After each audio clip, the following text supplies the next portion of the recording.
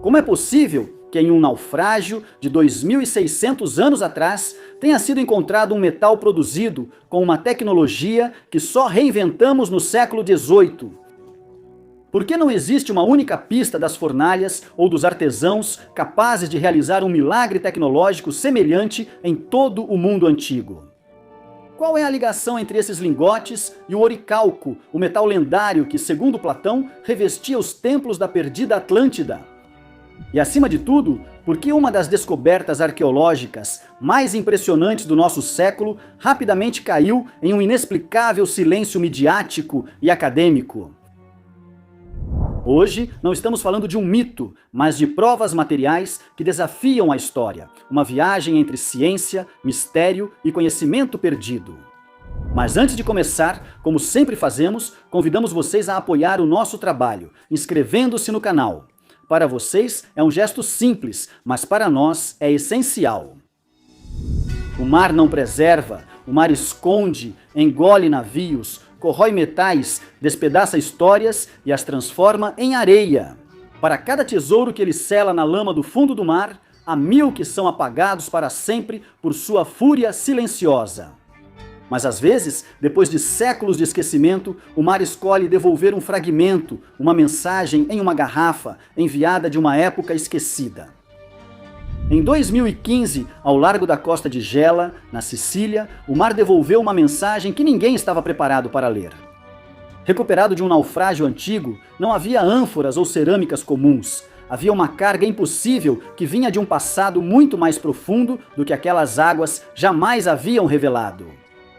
A cerca de 300 metros da costa e a menos de 3 metros de profundidade, jazem os destroços fragmentados de um navio antiquíssimo, um navio comercial que data de cerca do século VI a.C., época arcaica em que as rotas do Mediterrâneo eram percorridas por colonos, mercadores e navegadores. Esse sítio foi localizado graças a uma combinação de reconhecimentos com sonar, mergulhos exploratórios e levantamentos sistemáticos conduzidos pela Superintendência do Mar da região da Sicília, sob a direção do arqueólogo Sebastiano Tusa.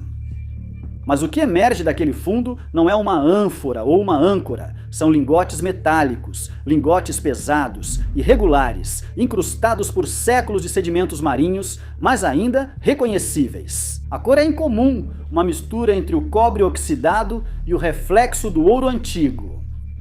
No começo se pensa em bronze, a liga clássica do mundo antigo, mas algo não convence. A forma não é a padrão dos lingotes de fusão, o peso é excessivo e a densidade é anormal. Então decide-se analisar a composição e o que surge é algo que ninguém esperava. Os lingotes são compostos de cobre e zinco, com pequenas porcentagens de outros elementos como chumbo, níquel e ferro. Uma liga artificial, obtida não por acaso, mas através de um processo deliberado, só que essa liga não deveria existir no mundo antigo. E é aí que o mistério começa. Quando os laboratórios publicaram os resultados das análises metalúrgicas, a surpresa foi grande. Aqueles lingotes eram compostos por uma liga de cobre e zinco, em proporções variáveis entre 75% e 80% de cobre e entre 15% e 20% de zinco, com pequenas quantidades de ferro, níquel e chumbo. Portanto, não se tratava de uma liga natural, mas sim de um produto refinado, intencional. O problema é que, para obter uma liga semelhante, especialmente uma que contenha zinco nessas quantidades, é necessário um controle térmico e químico avançado. O zinco, de fato, é um metal com um ponto de ebulição muito baixo.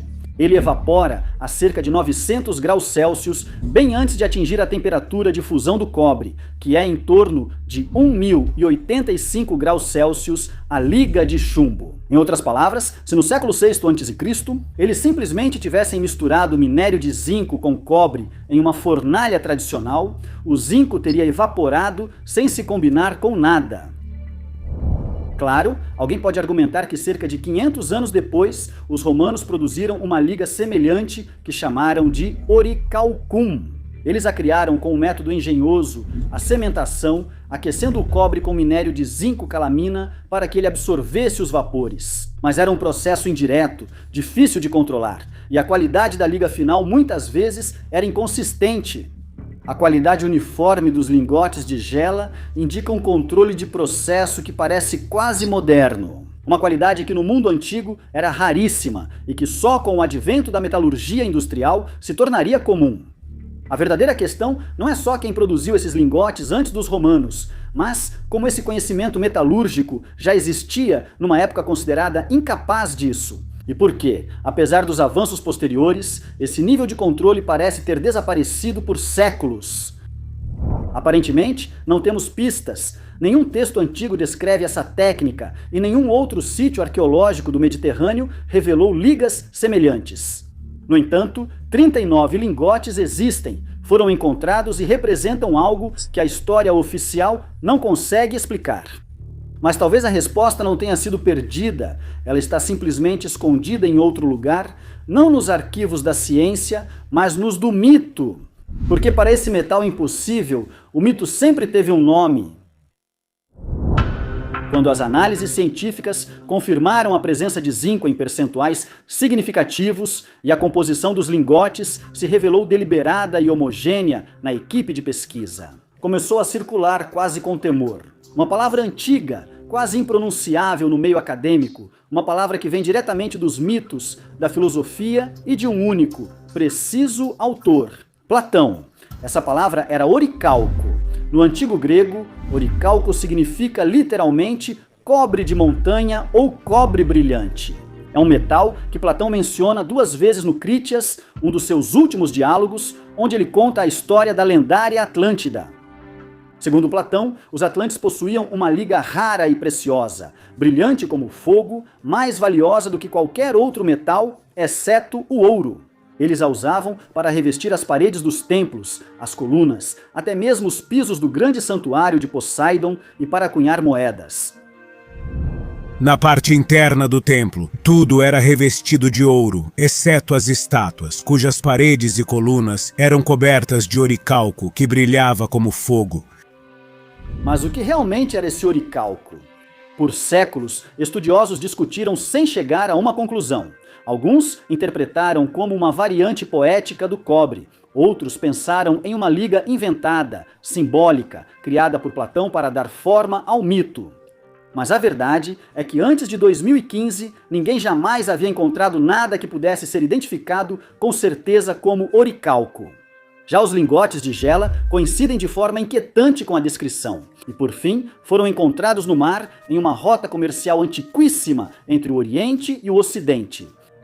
A palavra oricalco, neste ponto, não é mais uma etiqueta mítica, mas uma possibilidade concreta, tão concreta que chega a constranger o mundo acadêmico. Porque se realmente esses lingotes são o que parecem, então Atlântida pode não ser apenas um mito, e um dado material incrustado de sal que voltou à tona torna-se uma pista concreta. Existem mitos que resistem ao tempo mais do que a pedra, histórias que atravessam milênios sem se quebrar, sem se desgastar, como se contivessem algo que vai além do simples relato. Atlântida é um desses mitos, um dos mais poderosos, um dos mais perturbadores, porque não se limita a evocar uma civilização perdida. Ela fala de um conhecimento que não deveria existir. Platão escreve sobre isso no Timeu e no Critias, atribuindo a história a Solon, que a teria aprendido no Egito com os sacerdotes de Sais.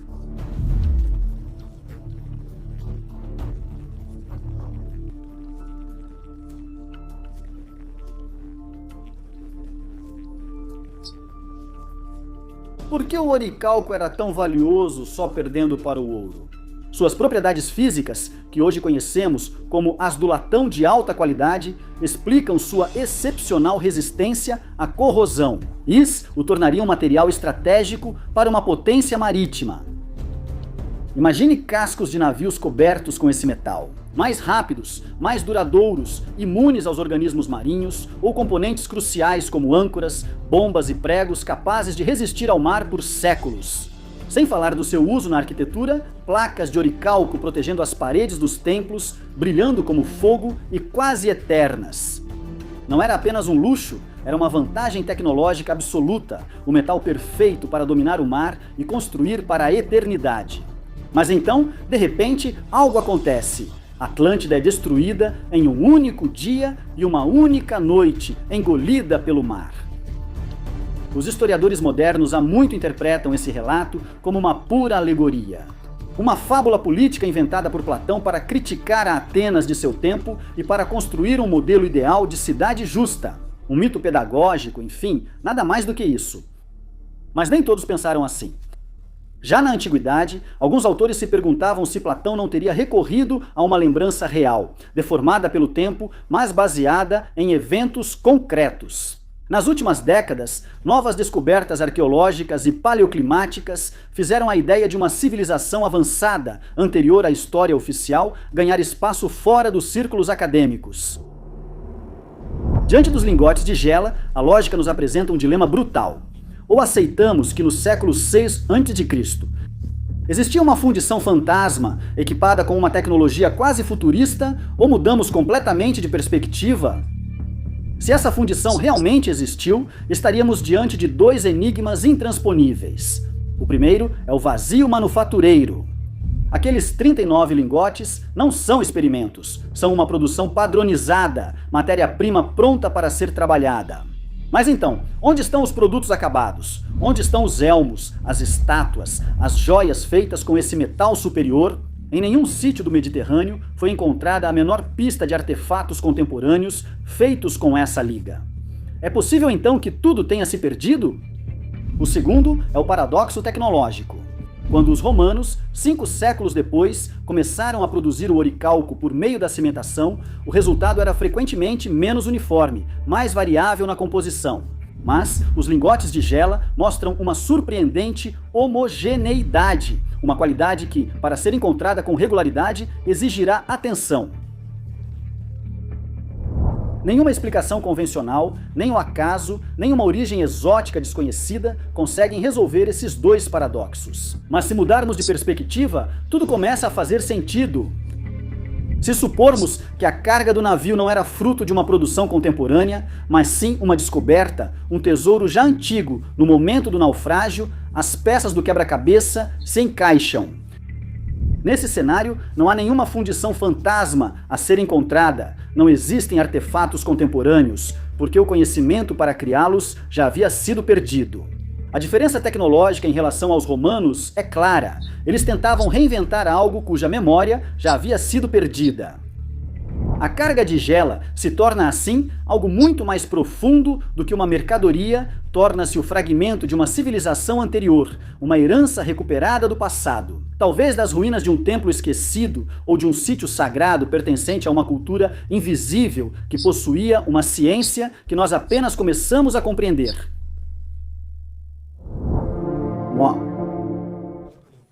A notícia dos lingotes de Gela rapidamente caiu no esquecimento. As manchetes dos jornais desapareceram, os documentários pararam. As primeiras hipóteses e o suposto oricalco não foram mais comentados. E, no entanto, o paradoxo está lá, diante dos olhos de todos, no Museu Arqueológico de Gela, que qualquer um de nós pode visitar. Os lingotes ainda estão visíveis, guardados, conservados e, no entanto, cientificamente ignorados. Platão falava de Atlântida como uma civilização destruída 9.000 anos antes de sua época, ou seja, cerca de 11.500 anos atrás. Uma data que coincide de forma impressionante com o fim da última era glacial e com o misterioso evento conhecido como Dryas Recente, um período de perturbações climáticas, inundações e destruições em escala global.